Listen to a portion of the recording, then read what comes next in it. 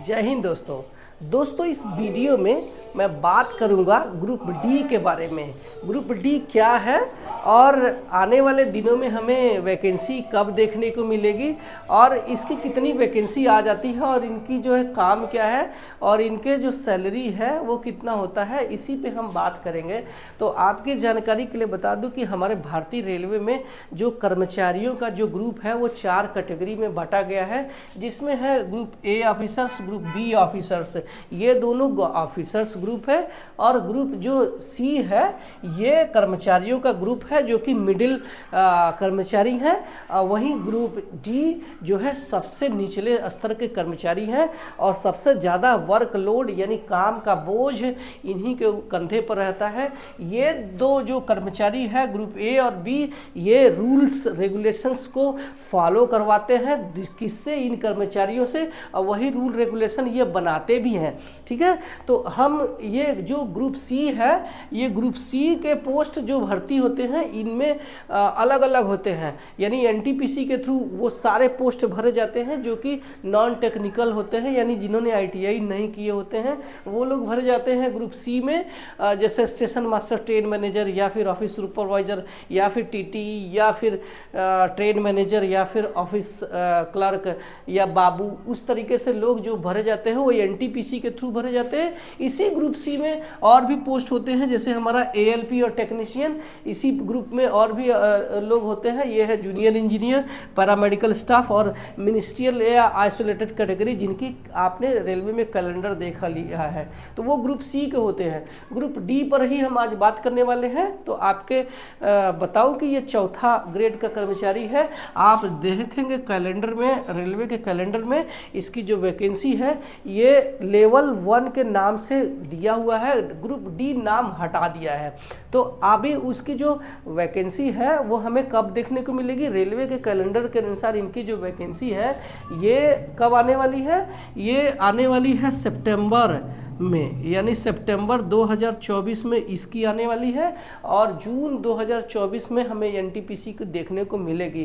तो आपको अगर ग्रुप डी एम्प्लॉई बनना है तो आपको अपनी स्टडी अभी से तैयारी कर देनी होगी, क्योंकि ये जो है इसमें आसानी से आप थोड़ा अगर मेहनत करेंगे तो आप उसमें पास हो सकते हैं और इसमें लिए ज़्यादा मेडिकल का जो झंझट है वो नहीं है।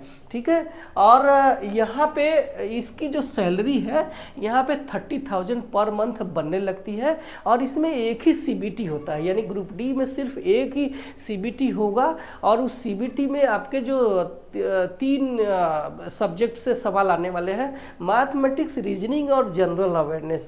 इनको अच्छे से आपने तैयारी, थोड़ा सा अगर आपने तैयार कर लिया तो बड़ा ही आसान इसमें से नौकरी लगना आसान हो जाता है। इसमें पोस्ट जो है trackman, gateman, hospital assistant, pointsman, bridge assistant, portal खलासी जो कि लोकोमोटिव शेड और इस तरीके से, या फिर सीएनडब्ल्यू डिपार्टमेंट में ये आते हैं। तो इसमें आपको आसानी से आप लग सकते हैं। इसकी एक सीबीटी पास करने के बाद कुछ फिजिकल आपका एग्ज़ाम होगा जिसको फिजिकल एफिशिएंसी टेस्ट बोलते हैं। उसको पास करने के लिए आपको अभी से थोड़ी रनिंग स्टार्ट कर देनी चाहिए, तो आप उसको पास करेंगे और इसमें से आपको प्रमोशन लेना बड़ा आसान रहेगा। इसमें आप अगर 3 साल काम कर लेते हैं तो आप आसानी से स्टेशन मास्टर, ट्रेन मैनेजर या फिर आप टीटी, जिनके बहुत सारे लोगों का सपना है कि हमें जो है टीटी बनना है। तो आपकी जानकारी के लिए बता दो कि रेलवे में अभी जो है सबसे ज़्यादा अगर वैकेंसी भरी जाती है तो ग्रुप डी से टीटी की भर्ती होती है। तो आपको अगर टीटी बनने का सपना है तो आप इस ग्रुप डी एग्ज़ाम का वेट करते हुए और अपनी स्टडी अभी से स्टार्ट कर देना, नहीं तो आप अगर उस समय यानी सितंबर 2024 के नोटिफिकेशन को आप इंतज़ार करेंगे तो शायद आप लेट हो जाएंगे। और आपका जो सबसे पहला मकसद ये होना चाहिए कि हमें किसी भी तरीके से रेलवे में घुस जाना है, उसके बाद हम धीरे धीरे अपने जो है प्रमोशन लेते रहेंगे। ठीक है, तो ये हमारा ग्रुप डी पर एक डिटेल वीडियो था जो कि ये बताने के लिए था कि आपको ग्रुप डी में क्या क्या मतलब कैसे होता है।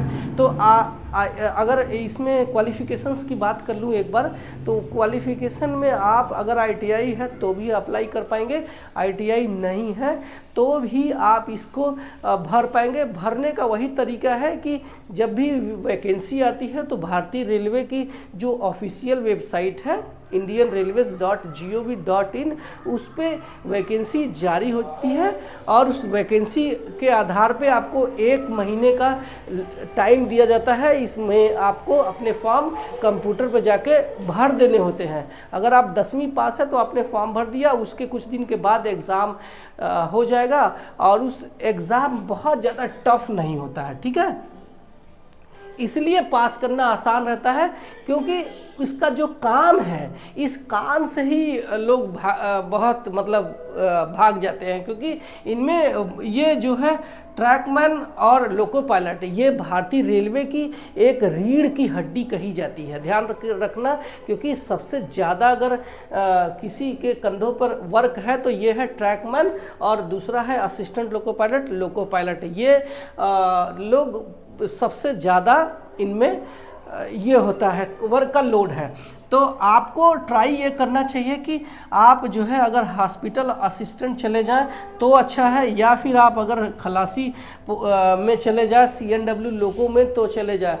ये वाला जो कैटेगरी है ट्रैकमैन 4, इसमें आपको तैयार अपने आप को रखना पड़ेगा, क्योंकि आपको ट्रैक में यानी पटरी पर आपने देखा होगा जो पिंक कलर के या फिर क्या बोलते हैं हम, हाँ पिंक ही है, वो पिंक कलर का ही वो ड्रेस पहन करके आपने देखा होगा ट्रैक पर काम करते हैं। बहुत हार्ड वर्क है, तो इसको लोग जो है अवॉइड करते हैं उसमें जाने के लिए। बाकी आप इसमें से कोई भी पोस्ट अगर ले लेते हैं, पॉइंट्समैन का भी बढ़िया पोस्ट है, आप इस पर भी जा सकते हैं, ठीक है। तो इस तरीके से जब आप घुस जाएंगे एक बार तो आपने काम कर लिया, 3 साल के बाद आपके दरवाजे, प्रमोशन के दरवाजे खुल जाते हैं। और जैसे ही प्रमोशन हो गया तो आप मिडिल जो है कर्मचारी बन जाते हैं। तो यहाँ पे आपको अच्छी खासी सैलरी के साथ साथ एक सामाजिक जो है इमेज आपकी अच्छी खासी इसमें बन जाती है।